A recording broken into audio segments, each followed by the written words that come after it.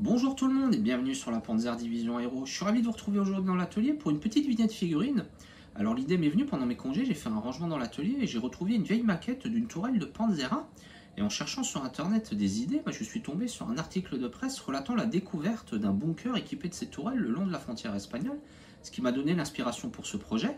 Et comme d'habitude, on va se retrouver tout de suite dans l'atelier pour vous montrer tout ce que je vous ai concocté. La tourelle, c'est en fait un mélange de deux maquettes, celle de chez RPM qui va me servir de base et que je vais améliorer grâce à ce kit de détaillage complet de l'intérieur de chez Aber. L'armement, quant à lui, sera aussi remplacé par des mitrailleuses en laiton, également de chez Aber, et sont bien plus jolies et réalistes que les pièces en plastique d'origine. Quant au bunker, il provient du fabricant Lanmo Model.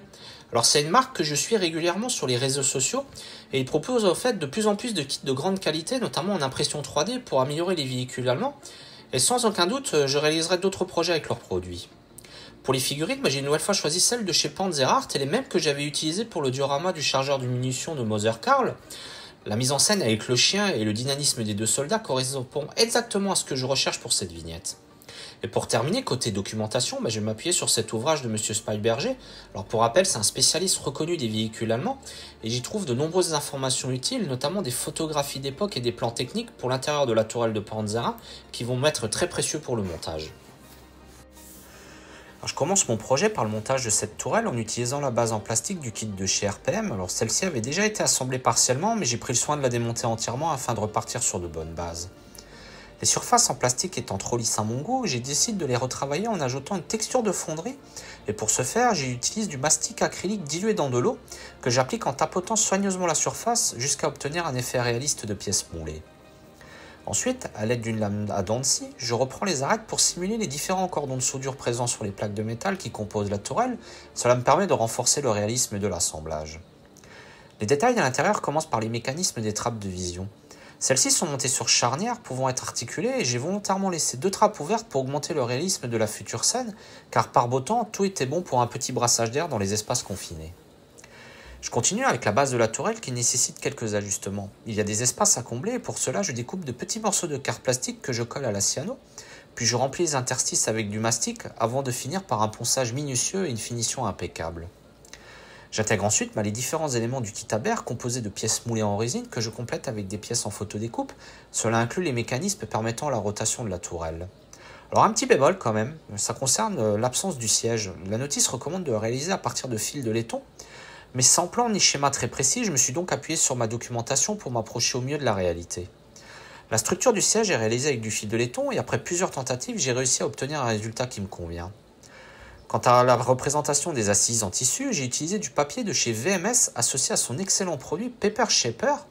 Celui-ci a la particularité d'humidifier la surface du papier, permettant ainsi de lui donner la forme qu'on lui souhaite, et une fois sec, il redurcit et garde la forme, ce qui permet de créer des assises très réalistes. Ensuite, j'ai plus qu'à intégrer mon siège sur la base de tourelle, qui sera visible par le dessus, puisque je compte laisser la trappe ouverte. Ça va ajouter un niveau supplémentaire de détail et de réalisme à une future vignette. Je termine avec l'armement en installant les deux MG34 qui sont fournis dans le kit d'amélioration en résine et je remplace simplement les canons par des pièces en laiton qui sont bien plus esthétiques. Alors c'est une étape qui est relativement simple, il suffit juste de percer un trou au bon diamètre pour y insérer les nouveaux éléments. Il faut juste prêter attention à un petit détail, les deux mitrailleuses ne sont pas positionnées exactement au même niveau. L'une en fait est légèrement décalée, ce qui donne même l'illusion qu'elle semble être plus petite que l'autre. Et j'arrive enfin à la fin de l'assemblage, alors un aperçu complet avec tous les éléments de l'intérieur. J'ai également dû rajouter une dernière pièce en carte plastique pour finaliser la base de la tourelle. Et enfin, j'installe la trappe entièrement remplacée par une version en photodécoupe. Et je la laisse volontairement ouverte pour permettre d'admirer l'intérieur et faciliter la future mise en scène de ma vignette. Et vous voyez que l'ensemble s'intègre parfaitement à la base du petit bunker que nous allons voir maintenant dans la suite du projet. Alors le petit bunker de chez Lanmo, c'est une excellente surprise. Alors bien qu'il s'agisse d'une seule pièce, le packaging est soigné, la reproduction du modèle est de très bonne qualité, le moulage est super propre et précis, il n'y a aucune bavure. On retrouve également une petite planche de photodécoupe où est accompagné des indications claires, notamment sur la partie interne qui ne sera plus visible, où il est précisé en fait quel cercle il y a utilisé en fonction du type de tourelle qu'on va monter, ce qui est vraiment très pratique. J'ai même une feuille imprimée représentant des cartes de grande qualité qui est fournie dans la boîte. Alors c'est un petit bonus qui va me servir pour ma vignette, mais aussi pour de futurs projets. Et quant à la texture du béton, elle est quand même bien restituée, mais en creux. Alors ça manque un petit peu de relief et j'ai donc décidé de le retravailler avec le produit Concrète de chez Hamo. et je l'applique en fait avec un vieux pinceau en plusieurs couches afin d'obtenir un effet béton beaucoup plus réaliste et mieux texturé. Je retravaille également la plaque métallique pour améliorer son rendu et par la même occasion dissimuler l'anneau intérieur qui surtout ne doit pas rester visible durant les phases de peinture. Et pour cela, je tapote tout simplement la surface avec un peu de mastic et je ponce légèrement pour adoucir les reliefs qui me sont un peu trop marqués. Je reprends ensuite les petits détails comme les boulons, alors j'utilise ceux de la marque Main qui offrent davantage plus de volume et je les colle à la cyano. Et le bunker est même équipé d'une petite trappe située à l'arrière en 2 parties. Alors petit rappel, pour réaliser les charnières, je commence par façonner la partie femelle à l'aide de ma plieuse. Je rabats tout simplement les parties extérieures autour d'une tige guide, puis j'insère la partie mâle et je la referme également sur elle-même. C'est une méthode qui est assez simple, rapide et efficace. Et je choisis donc de laisser la trappe ouverte afin d'ajouter un petit peu plus de dynamisme à ma scène. Alors les charnières sont donc naturellement orientées vers l'extérieur. Et à ce stade, je ne colle rien parce que ça va faciliter les étapes de peinture de patine par la suite. Alors un petit aperçu avec un montage à blanc pour montrer la position de la tourelle de Panzera qui est vraiment bien proportionnée par rapport au reste du bunker. Et vous voyez que la reprise des détails, notamment des textures, a apporté beaucoup plus de vie et de réalisme à mon ensemble qui est maintenant prêt à être intégré dans le décor. Je passe ensuite à la réalisation de la vignette. Pour cela, j'utilise différentes chutes de mousse espancée que je colle entre elles. Alors c'est juste pour éviter du gaspillage et vu la petite taille de mon projet, c'est largement suffisant. Pour rappel, c'est le matériau idéal pour construire la base de vos dioramas et de vos vignettes. Je découpe ensuite mon assemblage de mousse à l'aide de mon thermocut afin d'obtenir un socle aux dimensions nécessaires à la création de ma vignette. Et ensuite, je trace directement sur la surface l'emplacement du bunker ainsi que le chemin de terre qui l'entoure. Et à l'aide d'un outil à fil chaud portable, je sculpte les reliefs du terrain pour éviter un rendu trop plat. Et cet appareil me permet de découper et de créer des variations du niveau très facilement. Alors il est équipé de plusieurs embouts, dont notamment une petite lame, parfait pour découper proprement l'emplacement du bunker que je compte enterrer partiellement. Et une petite nouveauté arrivée dans l'atelier, c'est un pistolet à air chaud que j'ai reçu pour mon anniversaire et il me permet d'adoucir et d'affiner les découpes tout en retravaillant proprement les différents niveaux déjà sculptés. Enfin, j'intègre le bunker dans le décor que je scelle à l'aide d'une pâte à modeler durcissante et j'en profite même également pour ajouter quelques reliefs supplémentaires autour et corriger certains défauts afin de renforcer le réalisme de mon décor. Pour texturer le terrain, j'utilise un excellent produit de chez VMS, le Smart Mud, qui à mon avis est un des meilleurs de sa catégorie. Il est à base d'argile et il me restait un petit fond provenant de mes précédents projets, alors bien qu'il ait séché un petit peu, il suffit juste de rajouter un petit peu d'eau pour le réactiver. Je commence par appliquer une fine couche au pinceau afin de préparer la surface et faciliter l'accroche de la couche principale.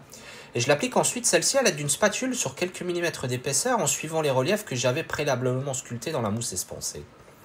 Alors ce produit a un avantage, c'est un temps de séchage relativement long, ce qui permet de retravailler et de corriger la texture au fur et à mesure afin d'obtenir une surface bien uniforme qui épouse parfaitement les formes et les courbes du décor.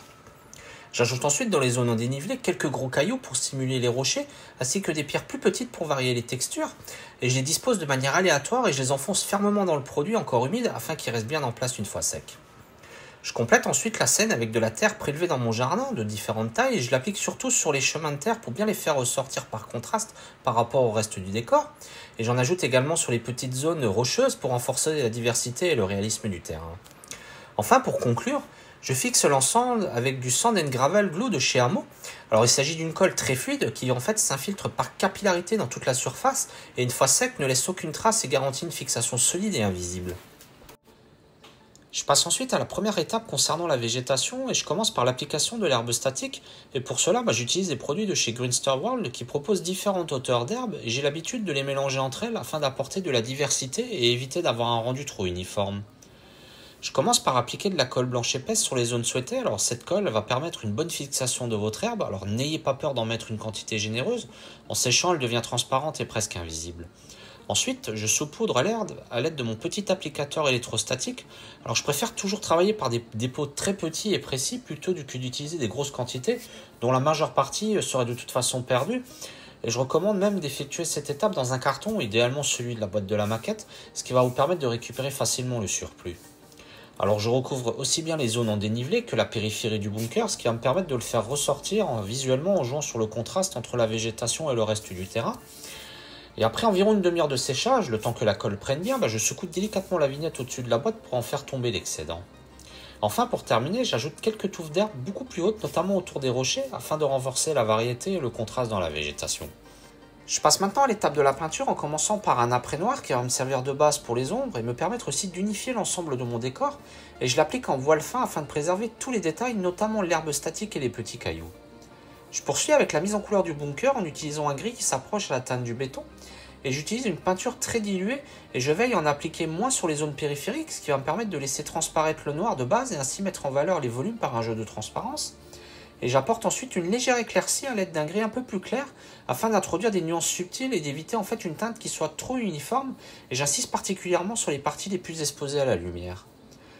Pour les zones d'éther qui constituent mon décor, j'applique un brin appliqué également en voile fin, toujours avec une peinture très diluée, ce qui va me permettre de préserver l'apparence de mes rochers et de mes petits cailloux que j'ai disposés auparavant pour en garder toute leur finesse et ainsi conserver les détails de mon sol.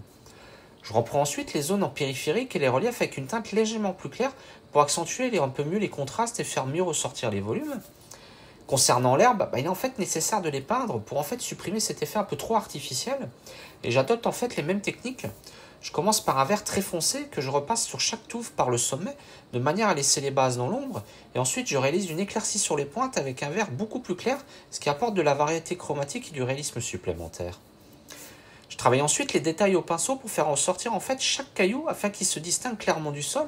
Alors c'est un travail qui est vraiment très long et fastidieux, mais ce qui donne un contraste saisissant au décor, et pour les gros rochers en fait j'utilise la base d'un gris foncé pour le travail aux huiles à venir.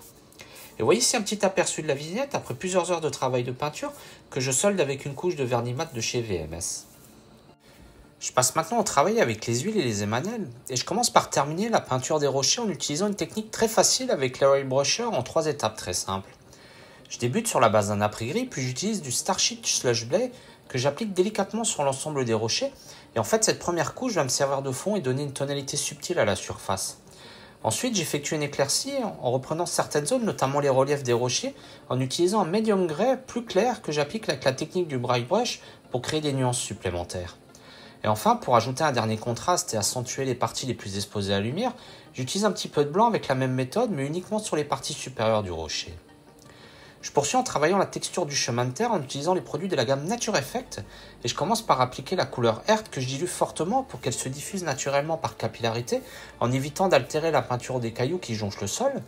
Puis je viens l'éclaircir en rajoutant un peu de Kirkskoll et je l'applique sur les zones les plus exposées à la lumière ainsi que sur les bords du chemin pour apporter encore plus de diversité et de contraste. Et pour faire ressortir les cailloux sur le chemin, je réalise un lavis localisé très dilué à base d'une huile noire, et ce lavis en fait va se concentrer autour des reliefs des cailloux pour accentuer leur présence tout en veillant à ne pas assombrir trop le sol. Et enfin, je termine par un léger dry brush avec un gris clair afin d'ajouter des éclaircies subtiles qui créeront un joli contraste sur mon sol. Je passe maintenant à la peinture de la tourelle. Alors comme pour mes véhicules, je commence par une base avec une couche d'un après noir que j'applique sur l'ensemble de la maquette et que j'ai choisi de séparer en 2 parties pour faciliter le travail. Et pour l'intérieur, j'ai choisi un crème Weiss, un blanc crème que j'applique en voile très fin avec une peinture diluée à 70%. Et je fais attention en fait à ne pas couvrir complètement certaines zones, ce qui permet à la sous-couche en noir de rester visible et de jouer le rôle de pré-ombrage naturel, histoire de bien faire ressortir les formes et les volumes. J'enchaîne ensuite avec le jaune allemand appliqué avec la même technique. Là aussi, je recouvre volontairement moins les bords, que je laisse un peu plus sombre pour conserver un effet d'ombre qui accentue les reliefs. Et je vais ensuite effectuer des éclaircies avec une version plus claire du Dunkelbelg, surtout au centre des panneaux, et je fais aussi quelques dégradés légers sur les flancs de la tourelle pour donner un peu plus de profondeur à l'ensemble. Et je termine ensuite avec toute cette phase de peinture avec une couche de vernis mat de chez VMS pour protéger le tout avant d'attaquer le vieillissement. Concernant cette étape, j'utilise mes techniques habituelles et je commence par un filtre brun très léger qui unifie les différentes nuances de jaune et apporte une première variation chromatique à ma couleur. Et ensuite, je réalise un lavis localisé de couleur noire fait maison que j'applique dans les creux et sur les reliefs pour accentuer les volumes. Et après environ une dizaine de minutes de séchage, j'estompe les excès avec un pinceau légèrement imbibé d'essence F pour ne garder que ce qui renforce les détails. Puis je termine avec les éraillures avec la couleur shipping et la technique de l'éponge. Et j'y vais avec parcimonie car la scène que je veux représenter se déroule en fait en zone de repos, quelque part le long du mur de l'Atlantique, bien avant le débarquement, et je veux un rendu usé mais pas trop exagéré. Et pour finir, je réalise aussi quelques couleurs de rouille claire que j'applique avec un pinceau très fin. Et j'ai eu d'ailleurs une idée, c'est d'utiliser un pinceau pour les ongles que j'ai emprunté à madame. Et franchement, c'est une surprise assez intéressante car c'est très précis et agréable à manier. Et c'est une alternative que je pense réutiliser à l'avenir.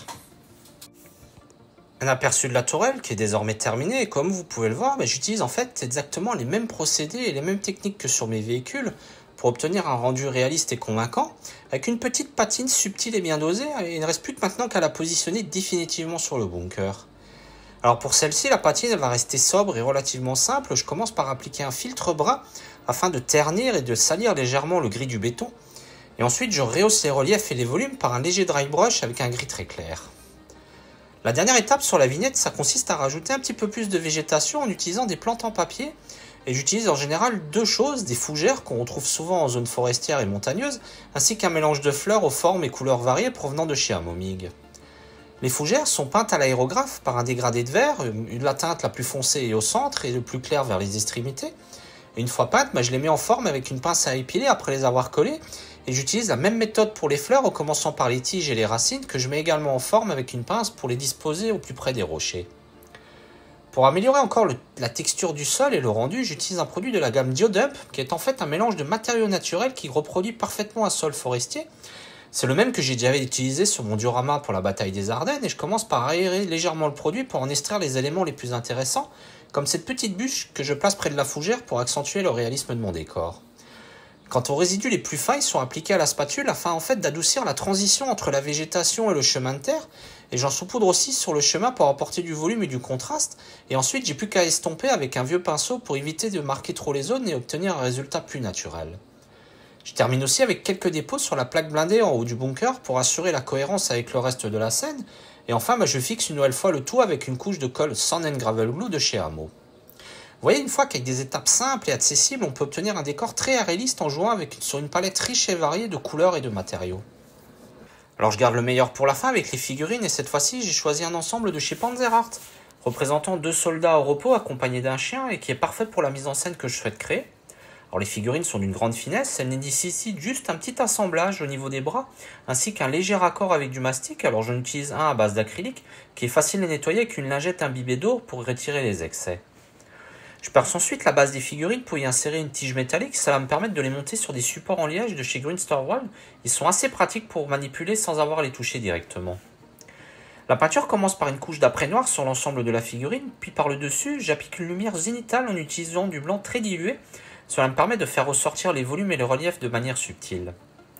Alors pour la couleur et les techniques de peinture, je m'appuie toujours sur ce tutoriel que je trouve particulièrement efficace. Il utilise peu de couleurs et les techniques sont simples à maîtriser. Et en fait, ce sont des amis figurinistes qui me l'ont conseillé. Et une fois qu'on a trouvé une méthode qui vous convient, il faut mieux s'y tenir et répéter les gestes pour progresser. Car changer constamment de méthode ou de peinture peut ralentir un petit peu l'apprentissage. Alors bien sûr, il y a un autre moyen de s'améliorer, c'est de participer, si vous avez la chance, d'un stage de peinture sur figurine. Alors moi, il y en a un qui s'organise chaque année dans ma région. Et sur ce coup-là, je compte bien y participer l'année prochaine pour gagner en expérience. Alors je vous mets bien sûr le lien de ce tutoriel dans la description de la vidéo si vous souhaitez l'utiliser pour vos propres projets. Je commence donc par peindre les visages en utilisant une couleur de base, un brun sable, que je dilue légèrement. Alors l'objectif c'est d'obtenir un bon pouvoir recouvrant tout en conservant suffisamment de transparence pour ne pas noyer les détails du visage. En général, 2 à 3 couches bien diluées suffisent, alors n'hésitez pas à ajuster la dilution si vous trouvez que votre peinture est trop épaisse, et terminez par des couches fines pour une couverture uniforme et pour atténuer les traits de pinceau. La seconde étape consiste à travailler les ombres sur la forme d'un lavis localisé. Pour cela, je mélange du rouge et du brun que je dilue fortement pour obtenir une texture très liquide et j'applique ce mélange sur l'ensemble du visage en insistant particulièrement dans les creux, autour des yeux, du nez et de la bouche afin de les accentuer. Ensuite, je nettoie mon pinceau pour l'utiliser comme une éponge et retirer l'excédent, puis petit à petit, je rajoute du lavis pour renforcer les ombres et affiner le rendu. Vient ensuite l'étape des éclaircissements. Alors la technique reste assez simple, je reprends ma couleur de base, notre brun sable, et j'y ajoute une teinte plus claire pour obtenir une nuance progressivement plus lumineuse. Et je commence par un éclaircissement léger afin d'éviter des transitions trop marquées. Alors j'utilise un pinceau très fin pour cibler certaines zones du visage et travailler les dégradés en douceur. Je rappelle qu'ici on est sur une figurine en 1/35, donc les surfaces sont très petites. Je me concentre dans un premier temps sur les surfaces les plus exposées à la lumière, le front, le haut des pommettes, la lèvre supérieure, le menton et le sommet des oreilles. Ensuite, j'éclaircis de nouveau mon mélange pour le rendre encore plus clair et je répète l'application en ciblant le centre des zones éclaircies précédemment sans les recouvrir entièrement les premières couches. Et une fois cela fait, je peins les petits détails comme les yeux, les lèvres, etc. Puis je réalise un filtre de couleur rouge que j'utilise pour faire un glacis. Cela va me permettre de rehausser certaines zones, notamment le bas des pommettes, le bas du visage et les oreilles. Et vous voyez le résultat après quelques heures de travail qui est plutôt satisfaisant selon moi. Je trouve que cette méthode est simple à mettre en œuvre et avec le temps, j'ai pris l'habitude de l'utiliser et d'améliorer mes gestes au fur et à mesure, sachant que mon objectif principal reste de réaliser des figurines à un niveau correct, cohérent avec mes modèles, sans pour autant me lancer dans une carrière de figuriniste. Après avoir travaillé sur la tête, qui est pour moi la partie la plus difficile, je continue avec le reste de la figurine et j'utilise toujours les peintures de chez Vallejo pour l'uniforme, avec une méthode que je trouve intéressante et facile à reproduire. Alors, étant pas un grand spécialiste, je vais pas trop m'attarder sur les détails techniques car Internet regorge de nombreux tutos sur le sujet. La technique que j'utilise, en fait, elle est assez simple. Il faut appliquer une peinture qui est très diluée, presque translucide, et peindre en fait en couches successives pour faire ressortir le travail de pré-ombrage réalisé précédemment. Cela permet d'obtenir un premier effet de lumière et d'ombre sur les formes et les volumes de l'uniforme. Ensuite, je poursuis avec les ombres. Je rajoute du noir sur la base de mon vert que j'ai utilisé pour reprendre les creux et les mettre en évidence. Alors cela se fait toujours avec une peinture très diluée en multipliant les couches pour éviter des effets trop marqués. Quant aux éclaircies, je reprends mon vert de base et j'ajoute une couleur de teinte chair pour obtenir un vert plus clair. Et je concentre la peinture sur les parties les plus exposées à la lumière en faisant des dégradés. J'applique quelques noisettes de peinture puis je viens les fondre pour adoucir les zones de transition entre les teintes. Je continue ainsi ensuite à éclaircir mon vert pour travailler les dégradés en me concentrant toujours sur les zones les plus exposées à la lumière et je relie en fait tous les volumes et les plis de l'uniforme pour créer un ensemble cohérent. Enfin, je termine en peignant les derniers détails avec un pinceau très fin, notamment les boutons, les épaulettes, la ceinture, etc. Alors pour mettre en valeur les détails, je réalise un lavis localisé de couleur noire à l'aide d'une peinture acrylique très diluée et cela va me permettre en fait de souligner les boutons, les insignes des uniformes, la jonction entre la veste, ainsi que les creux dans le dos afin d'accentuer le volume et les contrastes. À l'opposition, je poursuis aussi avec des dernières éclaircies. En utilisant un vert encore plus clair que les teintes précédentes, cette étape va me permettre de rehausser les parties les plus saillantes, comme les plis des uniformes et les coutures. Et voici un premier résultat après quelques heures de peinture et je vais continuer bien sûr hors caméra pour effectuer les reprises, corriger certains dégradés et retravailler quelques détails avant de conclure avec une couche de vernis mat de chez VMS. Je m'occupe ensuite rapidement du chien et celui-ci il est peint à l'aérographe pour plus de facilité. Et je commence par une base blanche au niveau du bas-ventre, puis je continue avec un brun chocolat sur le dessus, en rajoutant quelques éclaircies pour apporter du contraste. Quant aux détails, ils sont repris au pinceau fin avec des peintures acryliques, puis je termine aussi avec un lavis localisé dans les creux pour faire mieux ressortir les volumes. Enfin, j'ajoute aussi quelques accessoires pour donner un peu plus de vie à la future mise en scène que j'ai en tête, comme ce jerrycan qui va me servir en fait à positionner le soldat assis dessus en train de jouer avec le chien. Voilà, cette petite vignette est maintenant terminée. Une fois de plus, j'ai pris énormément de plaisir à la réaliser. Alors pour moi, c'est toujours un petit défi personnel avec l'objectif de progresser en peinture de figurines. Mon but, c'est pas de devenir un grand figuriniste ou de me lancer dans des projets monumentaux comme des bustes ou des figurines qui prennent des mois à finaliser. Ce que je cherche avant tout, c'est d'ajouter une vraie plus-value à mes dioramas ou mes maquettes en intégrant des éléments vivants comme ces figurines. Avec le temps, je me suis rendu compte que comme l'aérographe, la figurine devient une étape quasi indispensable pour la mise en valeur d'un projet. Faut juste l'accepter et d'y aller à son rythme, faire preuve de patience et persévérer, même quand le résultat n'est pas à la hauteur de nos attentes. Alors les techniques que je vous ai montrées ici, elles sont quand même simples et accessibles, et ce sont des choses que j'ai l'habitude d'utiliser, et je les trouve faciles à comprendre et adapter, et aujourd'hui elles font partie d'une petite routine, mais l'objectif reste toujours le même, c'est de m'améliorer. Et un jour, je ferai même un stage pour corriger certains gestes, identifier les erreurs que je fais encore, pour aller plus loin dans le finesse du rendu. Alors ce petit projet, en fait, c'est une sorte de devoir de vacances, comme chaque année, je me lance ce défi de réaliser une vignette, histoire de pratiquer et de continuer à progresser aussi sur les décors. Et c'était également l'occasion parfaite d'utiliser cette vieille tourelle de Panzera que j'avais en stock en m'inspirant d'un article de presse qui relatait en fait la découverte d'un dispositif abandonné près de la frontière espagnole. C'est de ce fait réel, en fait, qui m'a nourri l'idée de ce projet. Alors si la vidéo t'a plu, pense à t'abonner pour ne pas rater les prochaines. Et si tu as des questions ou envie d'échanger avec moi, n'hésite pas à me laisser un commentaire ou m'écrire par email, je te répondrai avec grand plaisir. Je tenais aussi à vous remercier sincèrement pour votre soutien, particulièrement après les événements compliqués du mois de juin.